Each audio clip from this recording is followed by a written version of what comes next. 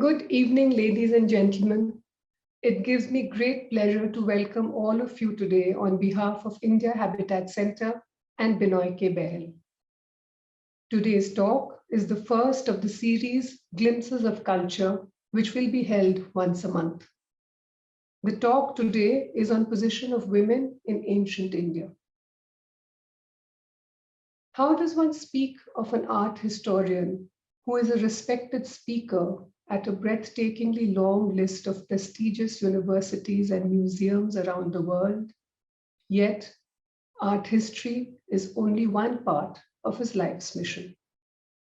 He's a filmmaker who has made over 145 deeply researched documentary films. He's an eminent photographer, Buddhist scholar, and a record-setting traveler. He is the person who, for the first time, photographed the 5th century Buddhist paintings of Ajanta in their true colors and details. His book, The Ajanta Caves, is one of the most widely read books on Indian art history in the world. As an art historian, he has clearly established a continuous tradition of painting in India since ancient times. His recent book on the art of India in 2 beautiful volumes is already in its 3rd print run. His latest books are Buddhism, the Path of Compassion, The Buddhist Heritage of Sri Lanka, and Hindu Deities Worshipped in Japan. Mr. Behl is also known for having photographed the Buddhist heritage of the world across 20 countries, as is seen in his popular photographic exhibitions around the world. Excuse me.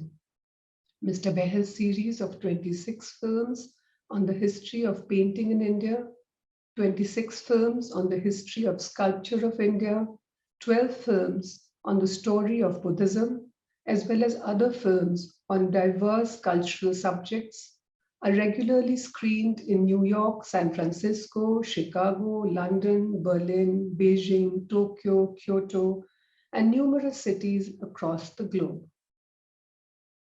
Mr. Behl is the first Indian about whom the American National Geographic magazine has done a major story.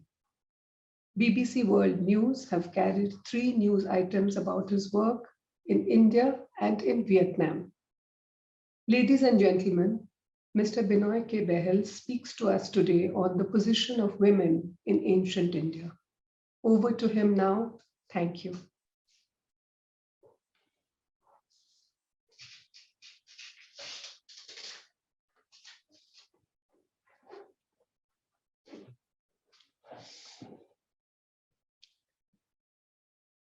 Good evening, ladies and gentlemen.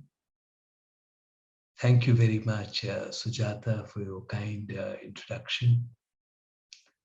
My many thanks to Ms. Renu Oberoi, the head of programming of India Habitat Center, for so beautifully organizing this series of lectures and film screenings, renewing the long ongoing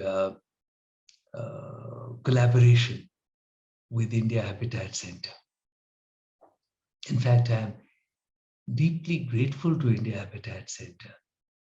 It was in 1998 and 1999 when India Habitat Center sponsored and held 2 photographic exhibitions of mine on the monasteries of Ladakh.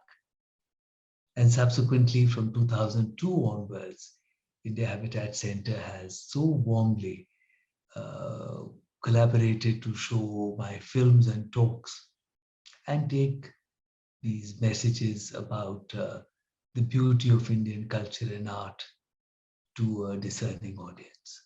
Thank you so much. Ladies and gentlemen, the position of women in ancient India reflects the vision of life, the vision of society of ancient India. And here I will interrupt to take you to a PowerPoint. Yes, and I trust that you can all see my screen. And yes. Now, there are 631 inscriptions which survive at the great stupa at Sanchi of the second century CE. And these survive out of perhaps a much larger number of inscriptions, donative inscriptions, which may have originally been there. Now, what do these inscriptions say? These inscriptions say that it is the people of Vidisha who had sponsored the making of the marvelous sculpture of the grand toranas, the gateways of the Sanchi Stupa. Someone says, I am a housewife and I am patronizing the making of this particular sculpture. Someone says, I'm a tailor and I'm patronizing the making of this particular sculpture. There is the inscription of a fisherman, a farmer, like that. Now, what is remarkable also is that about half the donation inscriptions are those of women. And this is not something which is peculiar to Sanchi. As a matter of fact, perhaps the most remarkable thing about the culture of ancient India and the patronage of monuments in ancient India is that all the monuments of ancient India were made not only for the people, but they were made by the people. It is not the kings who were patronizing the making of these stupas and grand temples. It was the people. And this is found in the donation inscriptions right across the country, whether it is the 140 stupas that are found in the area of Andhra Pradesh and Telangana, or whether it is the wonderful heritage of Buddhist caves in Maharashtra. Now, as a matter of fact, we find that there are even foreigners who are staying in India who have patronized the making of these sculptures and beautiful monumental art of India. For instance, at the caves of Karle in Western India of around the 1st century CE, there is the donation inscription of a Greek who is a Greek devotee who is donating the making of a beautiful pillar in the Karle cave. In fact, practically the oldest known Hindu antiquity which is known, the Heliodorus pillar at Vidisha, is under the patronage of a Greek by that name. So this is the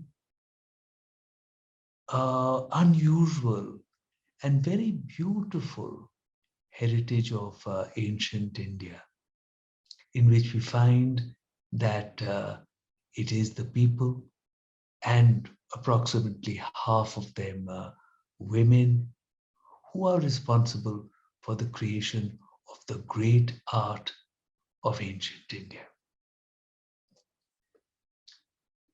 Now, if we look at the Nashik caves, we find an inscription of around 150 CE of Gautami Balashri, a donation inscription.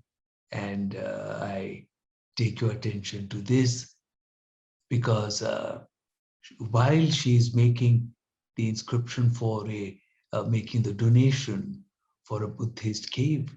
She's also mentioning that her son, in fact, the king, the Satvahan king, uh, uh, Gautami Putra, the Satvahan king, is in fact a worshipper of Hindu deities.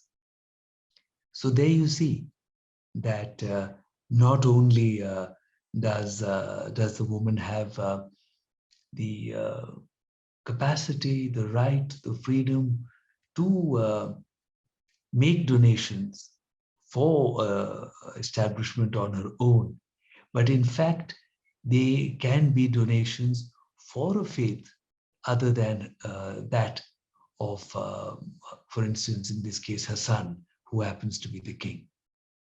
And you might also note that the king's name, Gautami Putra, also gives an idea of the respect for the lady in question here. Now, while we are on the caves of Western India, we realize that we are talking about approximately 1,000 caves that were carved deep out of the heart of the rock, the hard rock, basalt in Western India. This is a great heritage. Please remember that the numerous caves that you see in China and Central Asia are most of them all carved out of gravel conglomerate. Whereas here you're looking at caves which are hewn out of the heart of the mountain, the hard rock. And they are beautifully, absolutely beautifully sculpted and gloriously painted. And this, of course, is the site of Ajanta that you're looking at. And while we are at Ajanta, we may note that, again, there is a donation inscription from the wife of the ruler Harisena for one of the later Buddhist caves of Ajanta around the end of the 5th century. And you may note that the king himself is a worshipper of Hindu deities. But here you are, his wife has the complete freedom to donate and to worship Buddhist deities. And the same holds true for inscriptions that we find of the wives of people in Andhra Pradesh and other places. And, ladies and gentlemen, among the caves of Western India, I take the pleasure in taking you to this enchanted place. These are the caves of Kundavani. Kundavani, till the last time that I went there, though that was a little while ago, that was in 2011, had no road or path going to it. At some point on the Mumbai-Pune road, you take a left turn and you go up a hill, and thereafter you have a fairly long walk through a forested area. And then suddenly you come upon a great chaitya, a magnificent chaitya, a beautiful chaitya, and other Buddhist caves. And that is Kundavani. Now I bring you here to show you in the sculpted facade of the Kundavani Chaitya Griha the depiction of easy interaction between men and women. These are not the stiff, these are not the constrained, these are not the tense, comparatively, interactions of people in modern times. You see, the woman is pulling at the man's dhoti, You see the ease with which they are interacting with each other. I believe this is the ease with which men and women may have been meant to live with each other. A beautiful reminder of how it can be. And in the caves of Karle of about the 1st century CE, in the interior, you have this exquisite sculpture on top of the pillars. And you find couples made riding on the heads of elephants. And again, what a easy interaction. Everybody is so relaxed. You see a little to the left of the center, you see two women who are sitting together. One woman has an arm around a woman, the other arm is around a man. And there is a complete ease of interaction, something that is so natural, something which surely we miss in modern society. And again, reminders of how it can be. Outside, on the facade of the Chaitya of Karli, a Mithuna couple. And if you look at the face, see the serenity upon it. In fact, this is the personification of the abundant fruitfulness of nature, the force through which nature creates itself again and again. And with this abundance and this beautiful depiction of the natural force, at the same time, such dignity, such complete dignity, such serenity. In fact, so much so that I think that this may be among the finest sculpture of humankind belonging to any time. And the coming together of the male and the female here signifies the completeness of the natural order. In times to come, of course,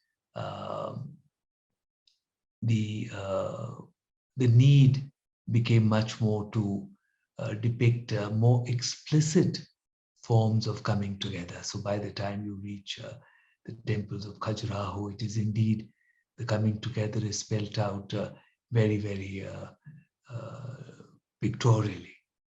But here, if you see just their proximity to each other, their mere touch is enough to convey that togetherness and the completeness of the natural order. And really it is to be seen that here is the fulsome depiction of womanly beauty, but with complete dignity.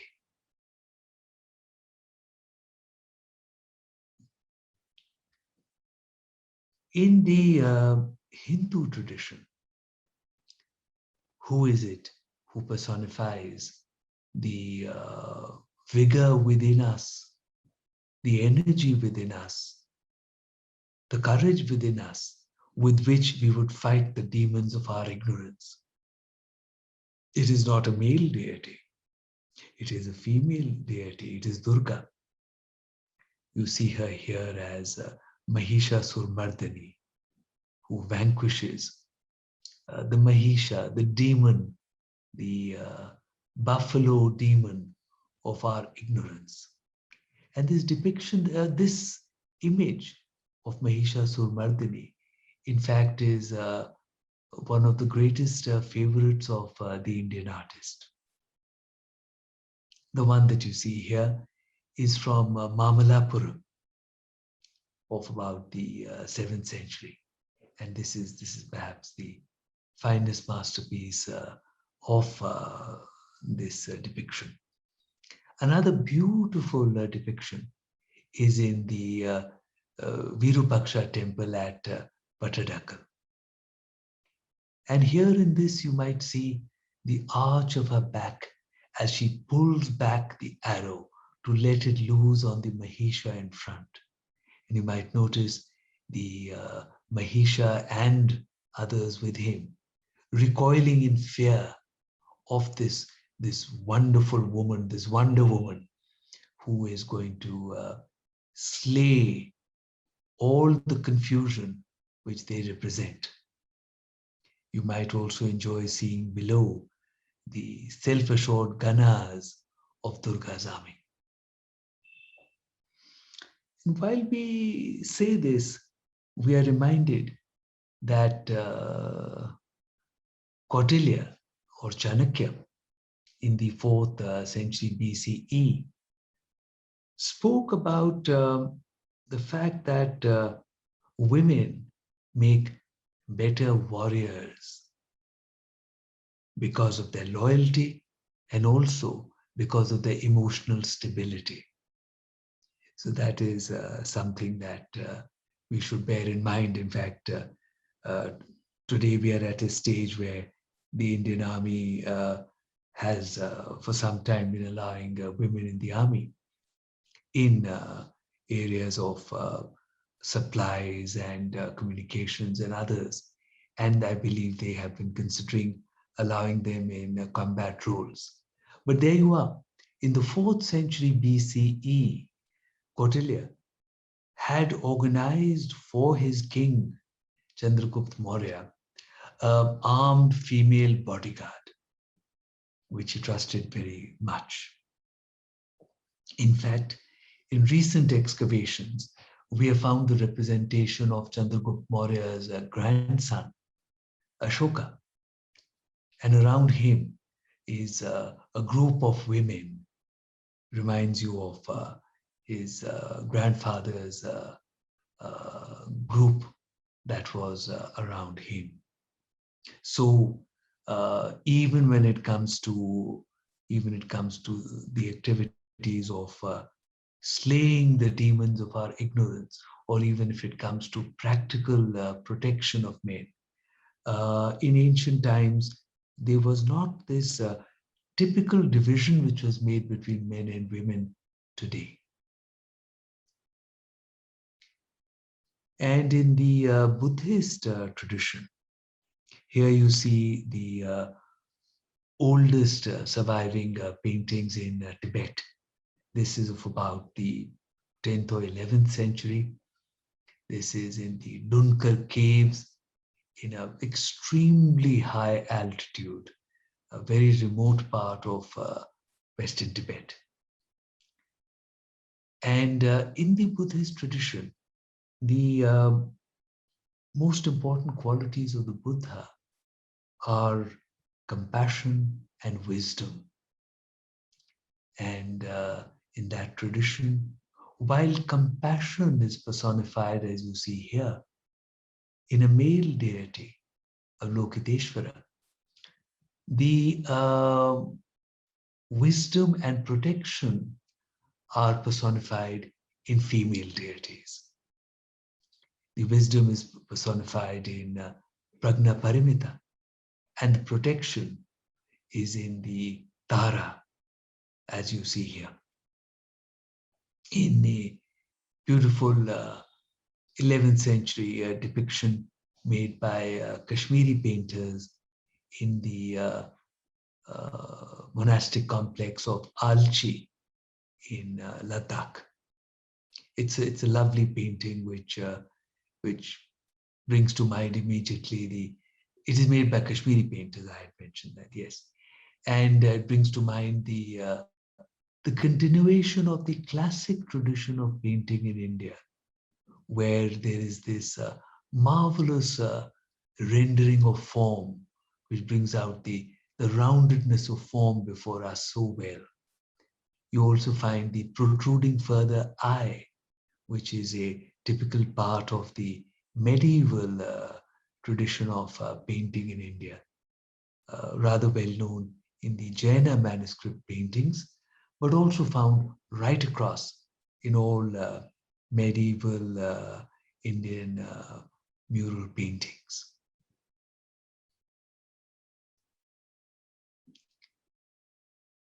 And the most wonderful depiction of the harmony and the peaceful living between men and women, in fact, between all the jivas and all that there is in the world, are the paintings of Ajanta. Here you see the Padmapani, the Bodhisattva Padmapani, the bearer of the lotus. And while there is activity painted around him, you see towards your left the kinnar, the heavenly musician playing a musical instrument. On your right, you see monkeys playing, and above that you see geese. Yet, through all this, his look is within. It is this inner search which is at the heart of the ancient Indian experience. I repeat, as I said right in the beginning, that the position of women that we see and why you see them empowered with the capacity to donate and create religious monuments, while you see them donating towards religious monuments of the Buddhist tradition, even when their husband is worshipping a different deity. All this is because of the peaceful nature. All this is because of the deep focus upon the inner journey, the compassionate journey, the look within of ancient Indian art, obviously reflecting those times. Because an artist can only paint himself. He can only paint the landscape of his own mind. If he is a very confused person or an angry person, it shows in his art immediately. If he is a person engrossed in the journey beyond the spiritual journey, then the painting can be as you see here, the Padmapani.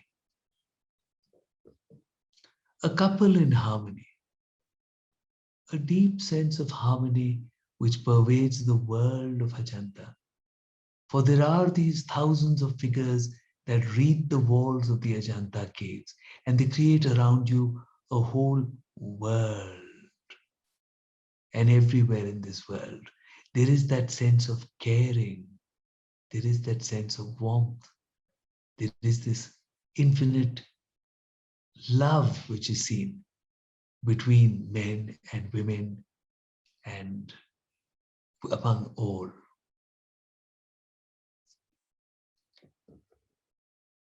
And this is again from Ajanta, King Mahajanak, Bodhisattva King Mahajanak, a previous birth of Lord Buddha.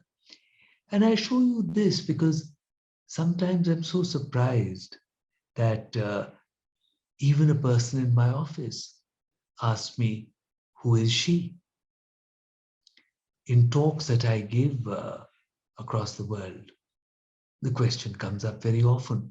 In fact, even when the Padmapani is shown, the question comes up. The depiction of Nanda in Cave 1, when that is shown, the question comes up, who is she? And here, even in King Mahajanak, I am sometimes asked, who is she?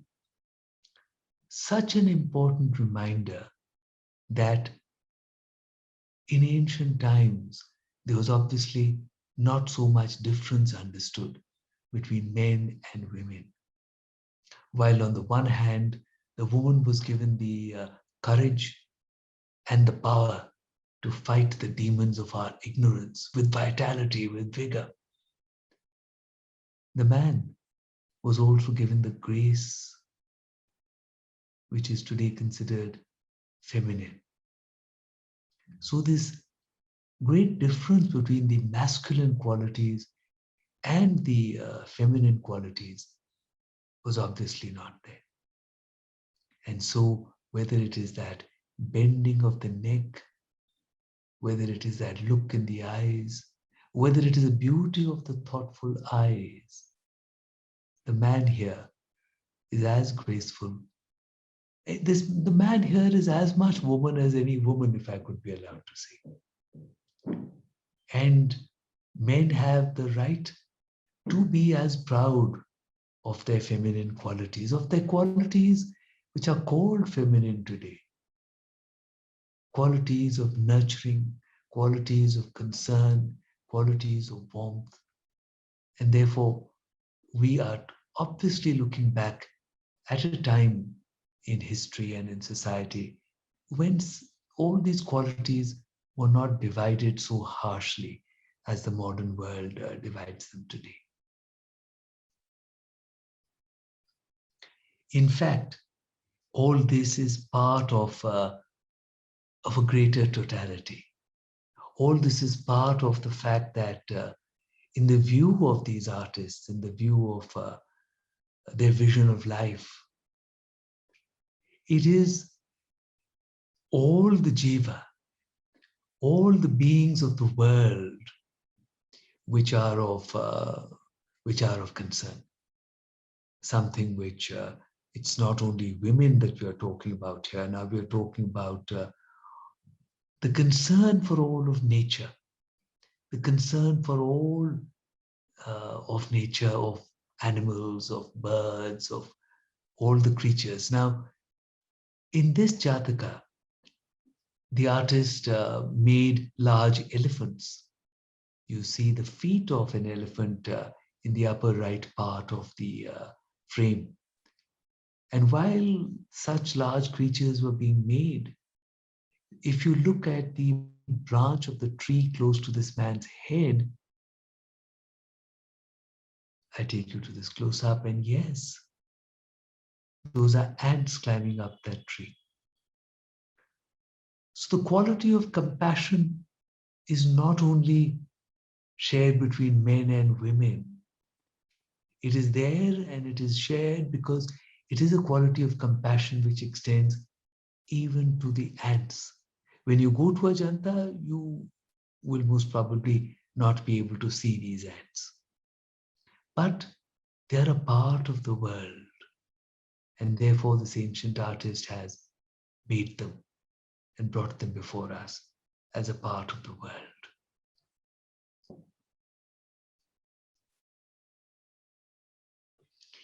Now, another question which comes up, excuse me, another question which comes up sometimes is that these paintings on spiritual themes, why are they so erotic? And I have to point out that the word erotic is in your mind. It is not in the art. As a matter of fact, I suggest to the people who say this, that perhaps you can take a photograph of such a painting and place it on your table for a week. Yes, in today's world, the moment you see a bare upper part of the body, we are so schooled to respond to it in a way that it is something to be hidden, sometimes to be partly revealed, sometimes to be tantalizingly revealed. And it is, in fact, such a strange world when you think about it, the modern world, in which goods are sold, much advertising is done, so much unnecessary tensions are created in the relationship between men and women all the time through such ideas. But I say to you that you take the photograph and you keep it on your table for a week. And then you answer to yourself that has it created within me base desire which pulls me down? Or is it a depiction, an idealized depiction of the beauty of all that there is?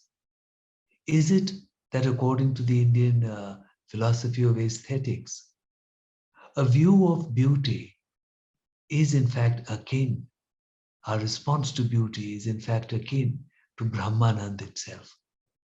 For the veils of illusion of the illusory world of Maya or Mithya are lifted when we respond to beauty, and we are seeing the grace which underlies all that there is.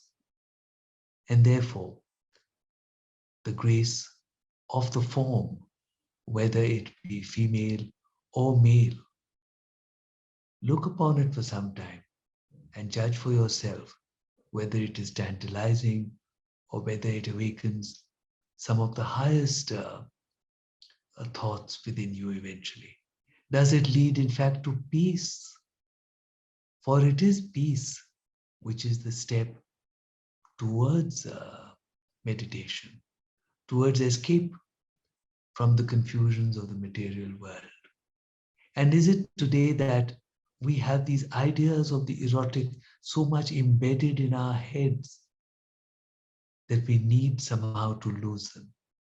Lose them through seeing the visions of the visions created by the ancient past, which bring grace to us. And this is another beautiful image.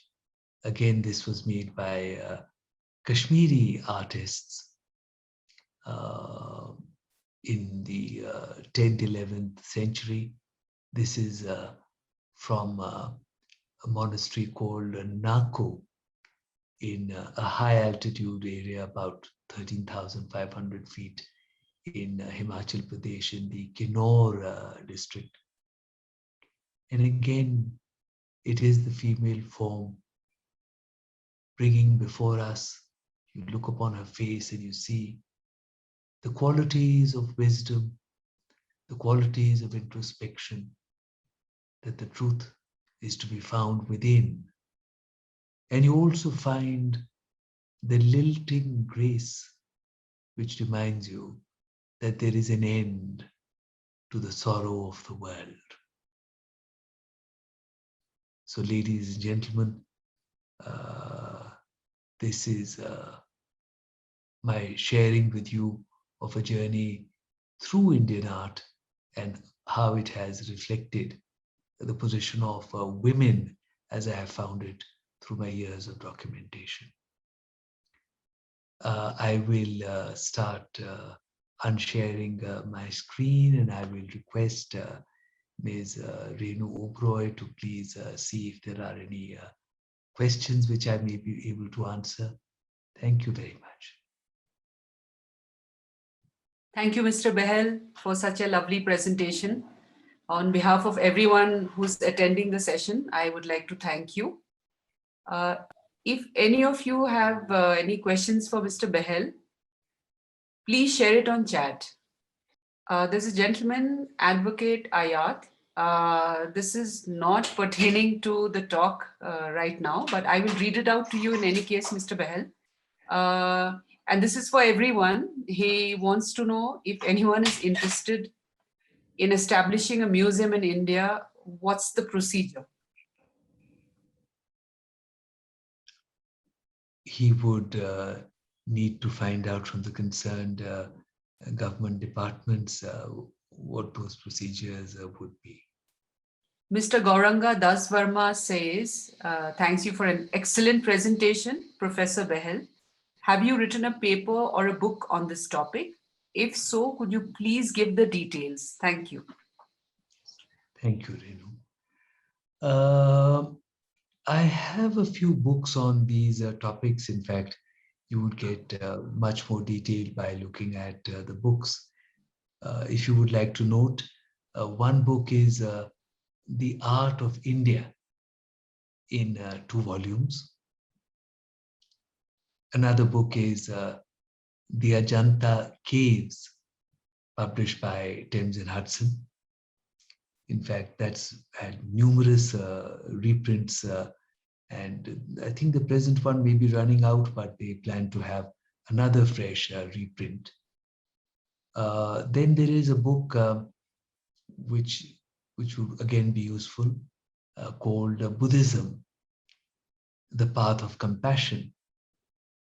Then there is Hindu deities worshipped in Japan, which would also give you perhaps very fascinating insights into Indian culture and how, in fact, Indian culture is being carried out every day, is being followed every day. In other countries, as much as in India, no less than in India, which we don't know about. There's another book which, since we were talking so much about ancient Buddhist sites, there's another book which is Valley of Stupas, on the Buddhist heritage of the previous undivided Andhra Pradesh. So I think that's a lot of books I've already mentioned. Thank you for the interest. Thank you, Mr. Behl. Our next query is from Manmeet Kaur. She says, thank you for the interesting presentation. I'm doing my research about cultural significance of tree worship in India and Japan. Is there a tree and woman motif that one can see in our Indian art? Yes, in fact, the intertwining of the woman with the tree is so beautifully seen in the Bharhut stupa railings, which were made in the 2nd century BCE and are presently kept in the Indian Museum, Kolkata. Again, if you look at my books, which I mentioned earlier, this is an image which will be in at least 3 of the books. And the oneness of it all is so beautifully expressed in Indian representations. You see, the tree is not very different from the woman. In fact, when the woman reaches up and touches the tree bursts into flowers and fruit. So therefore, the connection in all of nature is repeatedly expressed beautifully. You have the personification of the blossoming fruitfulness of nature, of the wonderful power of nature to recreate itself. The personification of this is beautifully seen in the yakshis. The yaksh and the yakshis are the very first deities of Indian art. And such yakshis are almost invariably seen in association with trees. This is the togetherness of the natural order. You find other beautiful yakshis, for instance, on the gateways of the Sanchi Stupa. And in so many other places, if you were to go to the Mathura Museum, you would see beautiful ones. You would see them in any large museum that you go to. So the tree, or you go to Sanchi Stupa gateways, and you'll find the worship of trees being expressed as the worship of Buddha being expressed through the worship of the tree. So the tree is a constant feature in Indian art. And here I must mention something very interesting. As you see in the Sanchi Stupa gateways and in other places, in the ancient tradition, even though the tree is being made small, its leaves are made rather large, so that you are able to make out the kind of tree it is. So that is the kind of attention that is given to the tree. Thank you very much.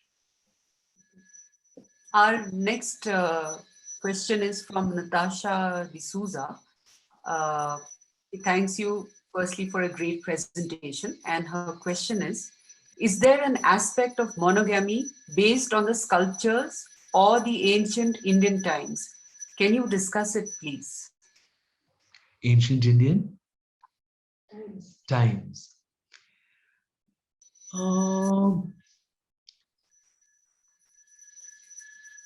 We do know of ancient Indian history that normally it is monogamy, but we also know that it is not necessarily always so. We know that right down to even contemporary times, there are tribes which continue with the traditions of, let's say, sometimes one woman marrying more than one man. So I would say that the hard and fast nature of these things is not so much in ancient times. I think the concentration in ancient times is much more upon the spirit within, the spirit with which things are done, the kindness and caring with which things are done. In fact, visitors to India in the BC period from Greece and Persia and other places have also noted that it is a very peaceful society. They've also said things on the side like there is not much drinking in this society and things like that. But the main thing which they point out is that even the laws don't have to be written down so much. They are followed by people, and that it is a very peaceful society. As a matter of fact, if you take it back further from that, you reach the times of the Indus Valley civilization. And when you reach that time, you're talking about a time where all archaeologists state that this very successful, very highly developed, technologically skilled, very skilled for its time civilization that was trading with the outside world and marvelous civilization that way, was a cooperative society.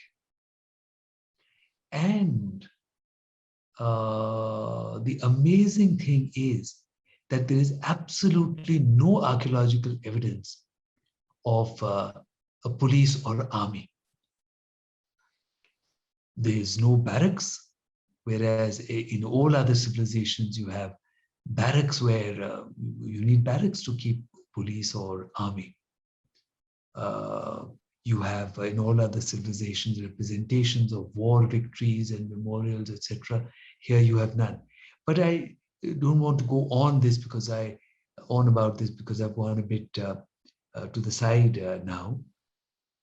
But the main point which I'm putting across is that there seems to have been an ethical civilization, a civilization in which it is not hard and fast rules which were being driven home by use of army or police. As a matter of fact, it's so remarkable that kings of the 3rd century BCE, in their inscriptions, nowhere else in the world has this been seen. But their inscriptions, they write things like, the king is writing to his administrators that they should clear their minds of all passions before they sit to dispense justice. Because the people are your children.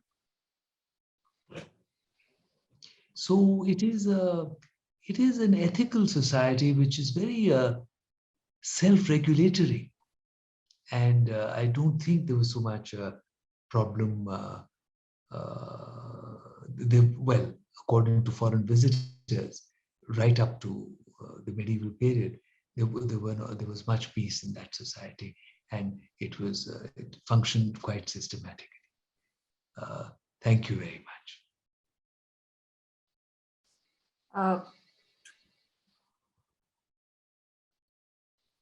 There is a question from Sarika from Dharamshala. Do you think there were any women artists who may have painted along with male artists in the ancient paintings, particularly the Ajanta caves or at the Tabo or Alchi Himalayan monasteries? If yes, how would you support this? Thank you for your presentation. Hello, Sarika. I trust you are very well. From the knowledge that we have of ancient artists, you see, because we have very little. The artists, just like even the rulers of those days, did not even believe in writing their own names down. There was, in fact, the Chitra Sutra, which is the oldest known treatise on art making, speaks about how even portraits are not the subject of art. Art is far too important for the making of ephemeral personalities. People in this world just come and go, and art is only meant for the eternal themes. And like I said, artists for not writing their names. Now, all I can say is that from what we see of the patrons who were paying for the making of the art, and from what we see of the respect, the natural respect, the love of women and feminine qualities, I would expect that there must have been a fair number of female artists. But I'm not able to, from ancient times, provide you with any hardcore evidence as such. Thank you. Okay. Anupriya also thanks you for the great presentation. Sir, would you like to share about the status of women during Vedic period in India as per the ancient sculptures? Now, we do not have sculptures of the Vedic period. We have sculptures normally, which take us back to the 2nd century BCE and the 3rd century BCE. These are the normal times from where we are tracing the sculptures and onwards. So I'm afraid we are not able to speak about sculptures of that time. Thank you. Question from Akriti. Thank you for the images and the presentation, Benoy. What we mostly see in these pictures is the portrayal of goddesses and women with exalted positions in society. What about the portrayal of women in daily life in ancient paintings? I wish I could show you much more. As a matter of fact, if you were to come for the subsequent film screenings and talks that there will be, you will get to see much more, because I have in fact 53,000 photographs that I've taken of art. There are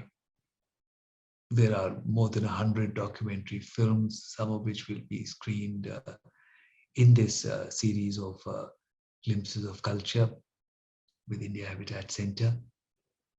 And so you can get to see it in due course.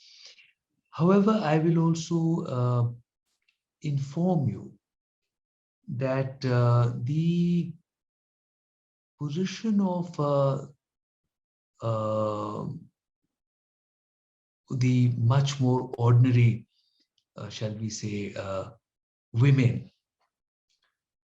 is very kindly and very beautifully depicted. They are made with the same grace, with the same beautifully shaped eyes. And what is more important, they are made with the same attitudes of kindness and concern. They're made with the same values. So, as for the time being, let it suffice that I'm telling you about it. And maybe in the future, I will have the pleasure of showing you other films and photographs where you will see for yourself. But indeed, in fact, let me share with you personally that while the bodhisattvas, Buddhas are made with a lot of dignity and grace and beauty, what struck me personally in all the many weeks that I spent at Ajanta, what came through to me most of all was actually the figures on the side. The figures on the side have even more grace. And I feel that it is in the figures on the side, the much more ordinary people, as you said. It is in those people, perhaps, that the artist depicts himself.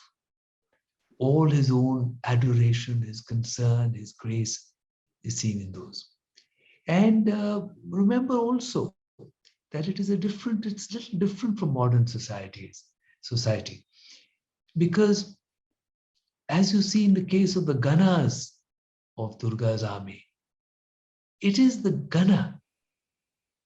It is the people who are given a lot of importance. Everywhere. And importance even in terms of societal position, in terms of finances, because it is the Gana who have the capacity to go out and fund the making of the religious monuments. It is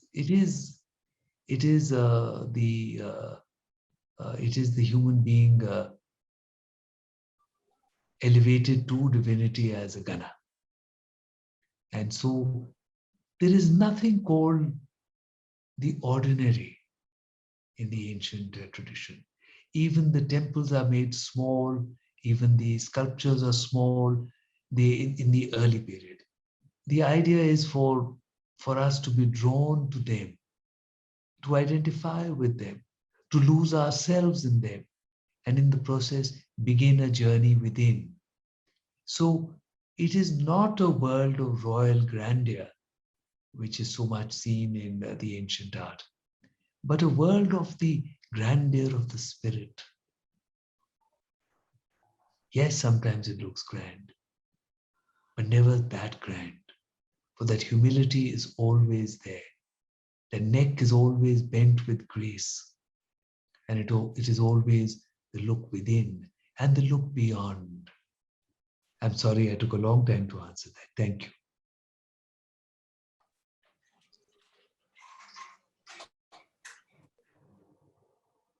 Thank you, Benoy ji, says Akriti, for the detailed answer to her question. While we wait for our next question, I'd like to inform everybody that the next session is on 18th of September at 6 p.m. So do mark your calendar. I'll also put it on the chat for your information.